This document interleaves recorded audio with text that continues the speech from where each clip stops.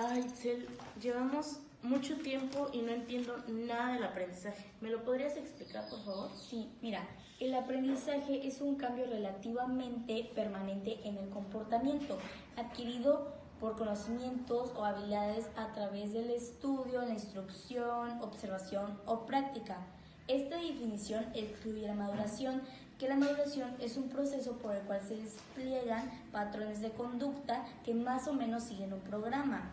Por ejemplo, un bebé de 6 meses al principio no sabe identificar cuando su sistema biológico quiera ir al baño, pero cuando va desarrollando la maduración, identifica cuándo debe ir al baño. Al igual, este excluye los reflejos que son innatos y los estados temporales producidos por factores biológicos como la enfermedad, la medicación o la fatiga. La existencia del aprendizaje a menudo puede ser deducida por un comportamiento, pero no siempre. Hay una diferencia entre aprendizaje y ejecución. Puede que hayas aprendido algo, pero si no estás motivado, no se va a manifestar a través del comportamiento. Existen dos tipos de aprendizaje. El más simple es la habituación, que es el fenómeno por el cual nos acostumbramos a algo y de esta manera mostramos lo que conocemos que es. Y el menos simple es el aprendizaje asociativo, que son las nuevas formas de asociaciones entre un estímulo y una respuesta. Hay dos tipos de simples de aprendizaje asociativo, que es el condicionamiento clásico y el operante. Los ciclos cognitivos dirigen su atención hacia los procesos del pensamiento que ocupan una parte de la mente de un ser humano o de un animal, mientras que los conductistas afirman que un organismo emite una respuesta mostrando una conexión entre el estímulo y la respuesta. ¿Y el condicionamiento clásico? El condicionamiento clásico es mejor que veamos un video donde nos pueda explicar mejor. Iván Pavlov, fisiólogo ruso, hizo un experimento sobre el rol de la saliva en la digestión. Implantó tubos en los cachetes de los perros, permitiendo así medir el volumen de la saliva, provocando cuando la comida era colocada en sus bocas. Pavlov descubrió que la respuesta innata biológicamente de la comida preparada de los perros se encontraba bajo control de un estímulo arbitrario que fue testigo de la asociación de dos estímulos, cualquier cosa que pueda influir en una respuesta. Ah, ya. Entonces en el experimento de Pavlov, el estímulo incondicionado sería el polvo de carne, ya que es un estímulo que puede provocar la respuesta sin ningún aprendizaje previo, dando así la respuesta incondicionada, que es la salivación de manera natural. El estímulo condicionado es originalmente el metrónomo, que era incapaz de provocar respuesta alguna, pero emparejado con el estímulo incondicionado provoca la respuesta condicionada, que es la salivación del perro ante tal estímulo. El condicionamiento clásico también ha sido útil para explicar varias cuestiones acerca de nuestra salud, cuando nuestro cuerpo, por ejemplo, se ha expuesto a alguna enfermedad. Y no solo eso, también para identificar la situación sexual que está influida por este condicionamiento, como lo que podrían ser los fetiches sexuales, que es cuando a veces el humano se da cuenta de que ha sido condicionado clásicamente para excitarse sexualmente, ya sea por objetos no sexuales, como lo que podrían ser guantes o zapatos. Oye, Leslie, ¿será que me puedes explicar el condicionamiento operante? Es que ese sí no lo entiendo. Ok, mira, en general, la frecuencia con la que la gente actúa aumenta o disminuye la probabilidad de que vuelva a repetir un comportamiento. Esto se deriva del condicionamiento operante. Esto viene del término operar. Cuando nuestra conducta opera en el exterior, aumenta o disminuye probabilidades de que una conducta se repita. En este caso te voy a mostrar la definición de condicionamiento operante. Es la forma de aprendizaje en que las consecuencias de la conducta llevan a cambios en la probabilidad de que ésta ocurra en el futuro. Este fue descrito por primera vez por el psicólogo Edward Thorndike, el cual utilizó un aparato que denominó la caja del gato. Thorndike formuló la ley del efecto, la cual explica que las consecuencias de nuestros actos aumentan o disminuyen las probabilidades de que esto ocurra nuevamente en el futuro. Existen tres formas en las cuales las consecuencias determinan si el comportamiento vuelve a ocurrir o no. Es el reforzamiento positivo, el reforzamiento negativo y lo que es el castigo. El reforzamiento positivo ocurre cuando la consecuencia de nuestra conducta resulta en un incremento en la probabilidad de que volvamos a manifestar dicha conducta en lo futuro. Ay, Leslie, como muchos de los psicólogos están equivocados, realmente el concepto de reforzamiento es ese. El reforzamiento positivo es aquel en donde tú pones algo para el ambiente para hacer si incrementa o disminuye una conducta que tú quieres. Y el reforzamiento negativo es cuando tú quitas algo del ambiente para disminuir o aumentar esa conducta. En sí, el concepto, y lo que muchos psicólogos han estado mal, es que el concepto verdadero del reforzamiento es todo aquello que resulta un incremento en la probabilidad de que esta conducta ocurra en el futuro. Oh, ya, eso no lo entendía, la verdad, porque yo había escuchado muchas veces que el término estaba mal, pero nunca entendía el por qué. Entonces, sigamos. En este caso, se deben destacar dos asuntos importantes en la aplicación del reforzamiento positivo, que es la inmediatez. Cuando ves que una conducta no es agradable y no es correcta, tienes que actuar inmediatamente. No dejar que el tiempo pase mucho. Exactamente, porque si dejas que se pase mucho, llega ahí la costumbre de que como nunca actuaste, puedes cometer un grave error. Como lo que sería la demora del reforzamiento. Exacto. En otro lado tenemos la consistencia en la aplicación del reforzamiento. Cuando tú aplicas un reforzador, tienes que ser constante para que la conducta o se corrija o aumente. Después de esto tenemos el reforzamiento primario y secundario. Los reforzadores primarios son reforzadores que no son aprendidos, como lo son el agua, el calor, la estimulación, y los reforzadores secundarios son reforzadores positivos que se tienen que aprender. Que ya son aprendidos. Exactamente. Un ejemplo de los reforzadores secundarios es cuando tenemos a un perrito y nosotros queremos que recoja un juguete. Lo que tenemos que hacer es gratificarlo con un buen perro o buen chico al momento que él vaya por el juguete. Entonces serían exactamente 4 tipos de reforzadores: el positivo, el negativo, y dentro de los positivos entran los que son primarios y secundarios. Exactamente. El reforzamiento continuo es cuando una respuesta es seguida por un reforzador. Después tenemos los programas de reforzamiento positivo, los cuales son 4: razón fija, razón variable, intervalo fijo e intervalo variable. Pero eso me gustaría mostrártelo en un video. Razón fija. En un programa de reforzamiento de razón fija, el reforzador se da solo después de un número específico de respuestas. Razón variable. En un programa de reforzamiento de razón variable, el reforzador se concede solo después de que se han obtenido un número variable de respuestas. Estos programas producen tasas muy elevadas de respuestas y el aprendizaje es casi permanente. Intervalo fijo. El programa de reforzamiento no se basa en el número de respuestas, sino en el paso del tiempo. Se utiliza cuando la primera respuesta que ocurre tras un periodo determinado. Intervalo variable. Produce tasas elevadas de respuesta constante y aunque no constituye un buen programa para aprendizaje inicial, genera desempeño muy estable cuando la respuesta ha sido aprendida parcialmente mediante reforzamiento continuo. Ah, ya entendí. Exacto, pero en muchas situaciones la respuesta que queremos reforzar nunca ocurre. Lo que necesitamos en este caso es reforzar respuestas progresivamente similares a la respuesta objetivo. A esto le llamamos moldeamiento o el método de las aproximaciones sucesivas, llamado así ya que se aproxima sucesivamente a ella. En este caso, un claro ejemplo es la famosa caja de Skinner. Ah, es la jaula para animales, ¿no? En donde la palanca es la respuesta y la bandeja en donde se pone la comida es donde se implementa el conocimiento operante. Así es, pero como te comentaba anteriormente, a veces la respuesta objetivo, y en este caso no se obtiene directamente, sino que se tienen que obtener respuestas progresivamente similares a la respuesta objetivo. En este caso, Skinner provoca que la rata primeramente vaya hacia la palanca, después de esto toque la palanca y más adelante toque presionando ligeramente hacia abajo, ya obteniendo una respuesta objetivo que es el empujarla lo suficiente hacia abajo para que se active el alimentador automático. Ya vamos muy avanzadas, pero la verdad, lo de reforzamiento negativo no lo entiendo para nada. ¿Qué no tu hermana era psicóloga? Sí, a ver, déjale digo. Jimena. Voy.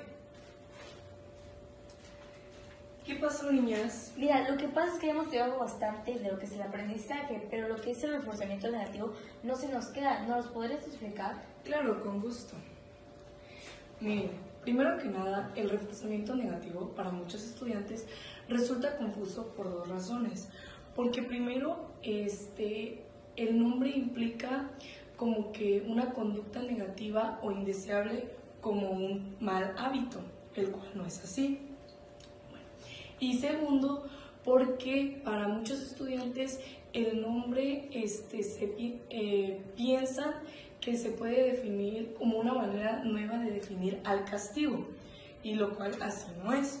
Bueno, en sí, el reforzamiento negativo es una conducta reforzada porque algo negativo es removido Del por ambiente. Ajá, exacto, es como cuando quieres quitar algo del ambiente, o sea, de una manera como que... Para corregir la conducta. Exacto, es quitarlo del ambiente. Bueno, existen dos tipos de condicionamiento en los que se basa el reforzamiento negativo. El primero es el condicionamiento de escape, que acá la conducta provoca que el evento negativo cese. Un ejemplo sería cuando castigan a un niño y ese niño hace berrinche para que así se lo quiten y así de esa forma escapar de la situación. Y el segundo es el condicionamiento de evitación. Acá la conducta tiene la consecuencia de causar que algo negativo no suceda, cuando de otro modo sucedería. Por ejemplo, cuando vamos en una ruta de camino a la escuela y nos encontramos con una manada de Rottweilers, nuestro condicionamiento de evitación sería tomar otro camino para no toparnos con esos perros. Exacto, evitarlos. Ah, ok. Bueno, ahora, el castigo es una consecuencia negativa que lleva a una reducción en la frecuencia de la conducta que lo produjo. Ok, hay 5 riesgos del castigo. El primero, genera reforzamiento para el castigador. Por ejemplo, cuando un niño está llorando y su papá le da nalgadas, implica que la frecuencia aumente y el papá quiera continuar dándole nalgadas. Exacto. El segundo, el castigo tiene a menudo un efecto inhibidor generalizado en el individuo. Como si el papá le siguiera dando nalgadas, lo que provocaría es que el niño le dejara de hablar. Así es. Y ahora 3, comúnmente reaccionamos al castigo físico, aprendiendo a detectar la persona que causa el dolor y quizá reaccionando agresivamente contra ella. Como consecuencia, el niño se enojaría con él ya que le causó un dolor físico. 4. Lo que pensamos que es el castigo no es siempre efectivo para castigar la conducta. En algunos casos, por lo que he leído, es que en algunos casos la crítica puede llegar a ser también un reforzamiento positivo. Lo que es la trampa de la crítica. Exacto. En sí, la trampa de la crítica es un instrumento en la frecuencia de una conducta negativa, que por lo general responde al uso de la crítica reforzando la conducta que se pretende castigar. Y por último, el 5, incluso cuando el castigo resulta efectivo, no le enseña al individuo cómo actuar de forma correcta. O sea, tenemos que aclarar cuál es la situación que se tiene que corregir. Como Así es. dicen, corregir la conducta, no la persona. Exactamente. Bueno, ahora hay 6 directrices para la aplicación del castigo. La primera, no aplicar el castigo físico.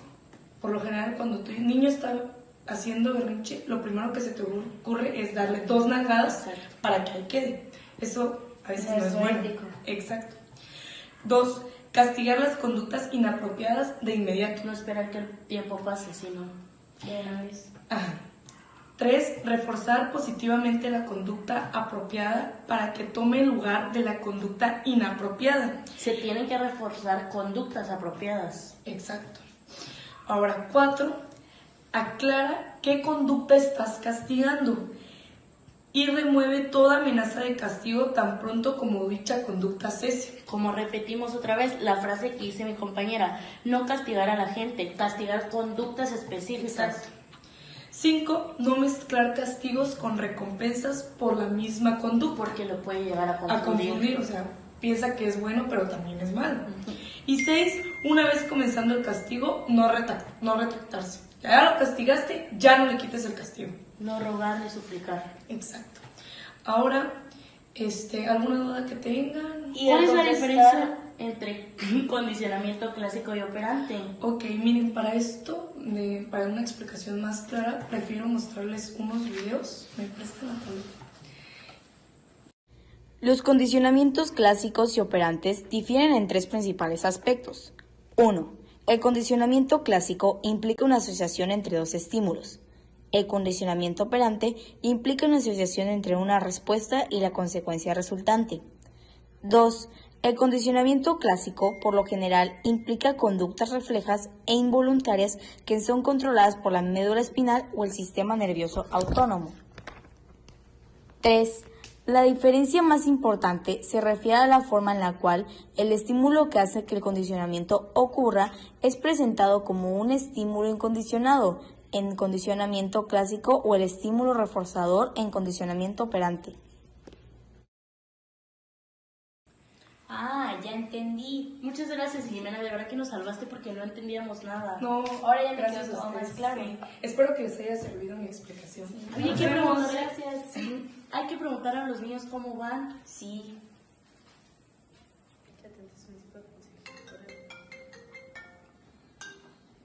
Bueno, Bueno, hola Pame, ¿cómo van? muy bien, ya avanzamos muchísimo. ¿En qué tema van? Estamos en aprendizaje latente. Ay, van en la misma parte que Itzel y yo. Apenas acabamos de pasar el reforzamiento negativo. Ay, qué padre, o sea, llevan súper bien. Bueno, cuando acabemos les hablamos otra vez. Adiós. Bye. Oye, ¿sabes que el aprendizaje latente es un tipo de aprendizaje que ocurre, pero solo si el organismo es motivado para hacerlo? Oye, ¿y quién escribió el libro de cómo hacer una meta en animales y sin humanos? Ah, pues fue Edward C. Tolman. Él dirigió unos experimentos que confirmaron estos hallazgos y aparte en ese libro confirmaron su creencia a la importancia de la finalidad del aprendizaje. También mantuvo que la comprensión más que el condicionamiento es la esencia del aprendizaje y que los animales y las personas aprenden muchas cosas a lo largo de la vida.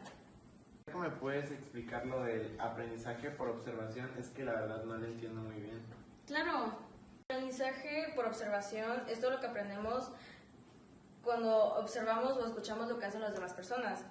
Y un ejemplo de esto podría ser cuando un papá está golpeando, dando nalgadas a un niñito y otro niñito está viendo cómo le dan nalgadas. El niñito crece más agresivo por todo lo que ve a los demás niños que no ven a sus papás golpeando a sus hijos. Los psicólogos cognitivos enfatizan el papel de aprendizaje por observación, son partidarios de la teoría del aprendizaje social.